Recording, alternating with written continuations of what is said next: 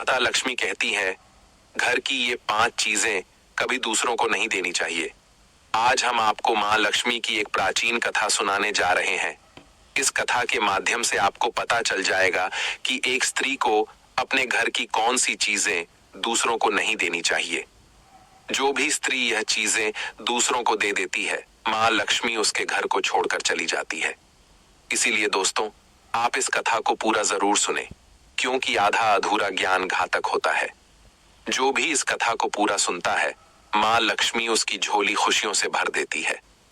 तो चलिए, बिना देरी किए आपको वह प्राचीन कथा सुनाते हैं। दोस्तों, पूर्व काल की बात है। मध्य देश में एक अत्यंत शोभायमान नगरी थी। उस नगरी में एक सुकन्या नाम की स्त्री अपने पति और सास ससुर के साथ निवास करती थी। सुकन्या एक पतिव्रता नारी थी, जो सत्य धर्म का पालन करने में तत्पर और गृह कार्य में दक्ष थी। सुकन्या का स्वभाव अत्यंत दयालु था। वह सदैव दूसरों की सहायता किया करती थी। सुकन्या का पति संजय एक वैश्य था। उसकी अनाज की एक दुकान थी। वह बाजार में लोगों की जरूरत की चीजें बेचा करता था। सुकन्या अपने पति से बहुत अधिक प्रेम करती थी। वह अपने पति को ही परमेश्वर मानकर उसकी सेवा करती थी। सुकन्या नित्य पति से पहले जागती थी। अपने घर का आंगन को स्वच्छ करती थी, फिर रंगोली बनाकर आंगन की सजावट करती थी।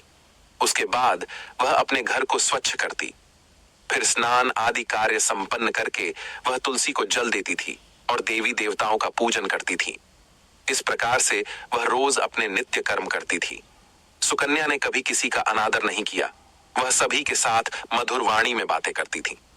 सभी लोग सुकन्या को देखकर कहने लगे थे कि यह तो साक्षात लक्ष्मी